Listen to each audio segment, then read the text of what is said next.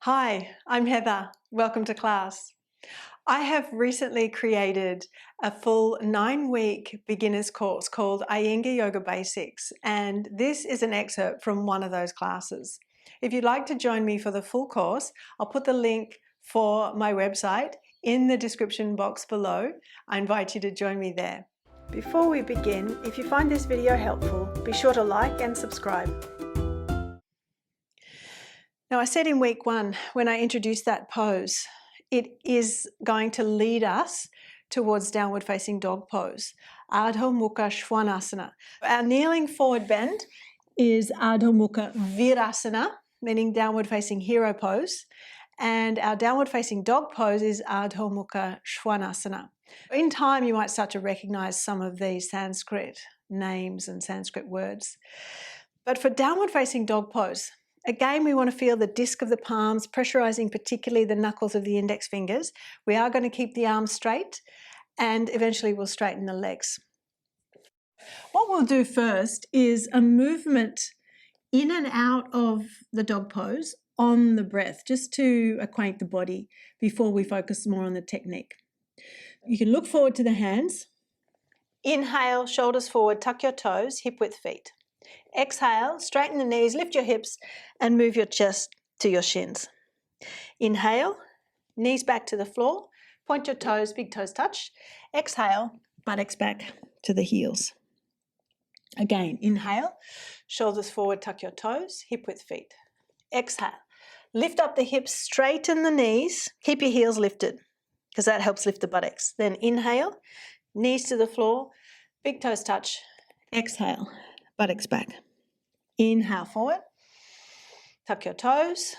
Exhale, lift, straighten the knees. Inhale, knees to the floor. Exhale, buttocks back and down. Inhale forward. Exhale, lift. Heels lift so the buttocks can lift. Inhale, knees down. Exhale, buttocks back. One more. Inhale. Exhale, move your chest towards your shins. Inhale, knees down. Exhale, buttocks back. Then cross your forearms and rest your forehead on your forearms. Relax your arms and your shoulders and rest the thighs.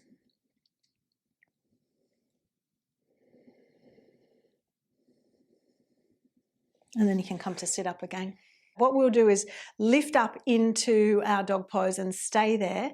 And as we stay, rather than thinking about trying to get the heels down to the floor, which is a common mistake I see beginners make, there's this feeling that they need to get the heels down to the floor, but we can lose the action of the lift of the sitting bones and the length of the spine if we do that. We're going to start with lifting the heels, lifting the buttocks, magnifying the lift of the buttocks so much that the spine is straight. And then eventually we'll work the heels down. Stretch forward. Inhale, shoulders forward, tuck your toes. Exhale, you lift the hips, legs straight, arms straight, and then move your chest towards your shins, the head descends. But as you lift the buttocks, lift the heels up significantly so that you can magnify the lift of the buttocks. Buttocks lifting will help to move the spine in. So if you notice here, when I draw the heels down, if there's a stiffness in the legs, often when the heels go down, the buttocks go down, the sitting bones pull down because of the stiffness in the legs, and the back starts to round and the front body shortens. So whatever we do with our back is going to affect the front body. We want the front body to be long. Lift the heels again, lift the buttocks up, and create a straight spine and a long front body.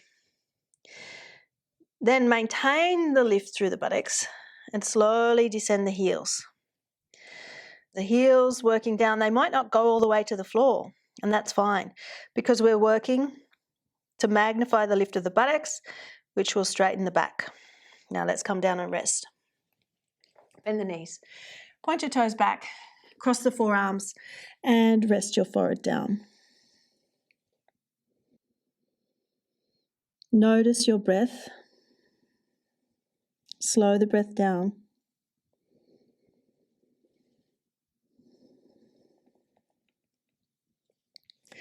We'll go again. One more time for our downward facing dog pose. Adho Mukha Svanasana. Spread the fingers as you broaden the palms. The hands are shoulder width. Now, I will say, if at any stage your hands slip on the mat, you can always catch the outer edges of the mat. In fact, let's do that just to explore.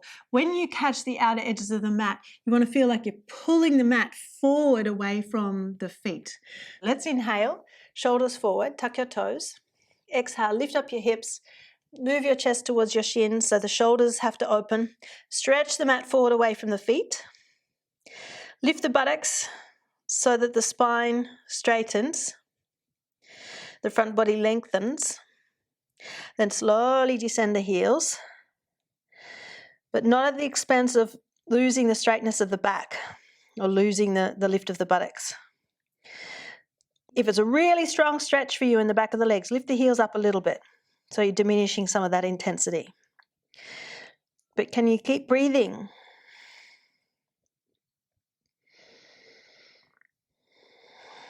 And then we'll come down and rest. Again, you can cross your forearms, rest your forehead down as you relax your shoulders.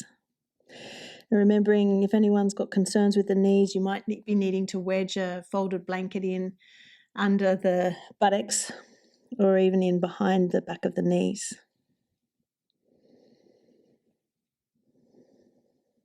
And then come to sitting. Let's stand up and let's take our mat to the wall. Now, you'll notice in our down face dog pose that the hamstrings stretch.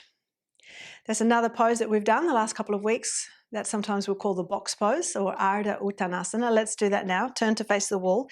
Bring your hands on the wall at about your lower rib height. Shoulder width hands, walk the legs back. Press the thighs back. Lengthen the waist. When you press your thighs back, you should feel the kneecaps grip, the quadriceps work, and the waist lengthen. Then bend your knees, look forward, step forward, and stand up. That feeling of stretch in the hamstrings may not have felt as significant as when we were doing downward facing dog pose, and that's quite normal. But what we might do is intensify that by, rather than reaching to the wall, we'll reach down to bricks. Let's bring our bricks in. We'll still keep our mat to the wall.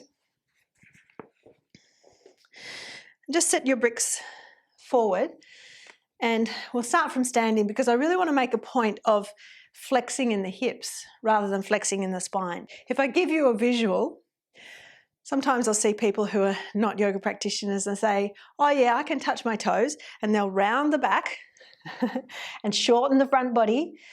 And yes, they might be able to reach their toes. But you can see here my back is rounded significantly and I'm not getting much flexion in the hips. And the front body is quite shortened, contracted. But what we want to do is flex in the hips so the front body stays long.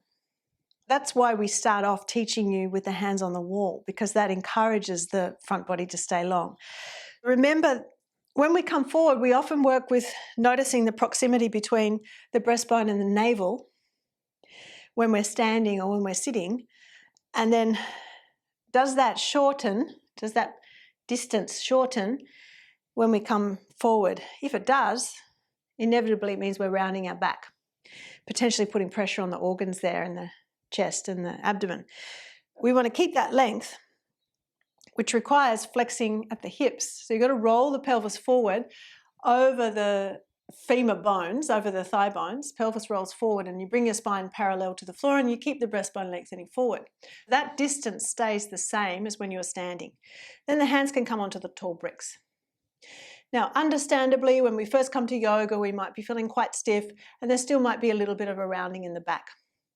But we do want to work towards ironing that out. Breastbone forward, sitting bones lift, and some of you might be able to go a little lower. But keep lengthening the breastbone forward. This is the beginning stages, just like doing with the hands on the wall, the beginning stages of the full pose known as Uttanasana, the intense stretch pose. Let's come out of the pose. Hands to the waist. Inhale and stand up with your spine straight. Rather than standing up by rounding the back and collapsing the chest, we always try and stand up, lifting the sternum and drawing the sitting bones down. Maybe you've never done yoga before, but you know that it's meant to be good for you. Good for your stress levels, for your hormones, for your physical and mental, emotional well-being. But you're not quite sure where to begin, how to start, what to look for. Perhaps you've looked at yoga videos online and thought, that looks complicated. Or you've imagined walking into a class and feeling out of place, stiff or behind everyone else. And what you really want isn't to perform poses or keep up with anyone else. You want to feel better in your body, calmer, more grounded, stronger, more agile. You want to move with confidence and understand what you're doing rather than guessing. That's exactly why I created IYENGAR Yoga Basics, a 9-week beginner's course designed specifically for people who want to learn properly from the beginning. Hi, I'm Heather, a certified senior IYENGAR yoga teacher with over 28 years of teaching experience. In this course, each week builds on the last, so you always know what to practice and why. You'll be guided slowly, clearly, and safely without overwhelm. You don't need to be flexible, you don't need experience, you start exactly where you are. And you might be wondering, why IYENGAR yoga? IYENGAR yoga is a method that is designed for learning. It's slow, precise, and progressive. Rather than rushing through poses, we focus on alignment, awareness, and clear instruction. Props like blocks, belts, chairs, and the wall are used intelligently, not because something is too hard, but because they help your body understand the action of each pose safely and effectively. You learn how to stand, move, and breathe with clarity. You hold poses for specific timings, repeat actions to build strength and understanding, and follow sequences that prepare your body step by step. This approach doesn't just make yoga accessible, it makes it transformative. Over time, this way of practicing builds strength, mobility, balance, and confidence. It supports your joints, your nervous system, and your ability to age well. And perhaps most importantly, it helps you feel more at home in your body. But if you're completely new to yoga, the most important thing is starting with the foundation. With over 28 years of teaching experience, I'll guide you step by step, offering clear instruction and thoughtful progression. All you need to do is press play. So if you're curious about yoga and you want to learn in a way that supports your body, your lifestyle, and to go at your own pace, I invite you to join IYENGAR Yoga Basics. Click the link below to enroll today, and let's begin this journey together.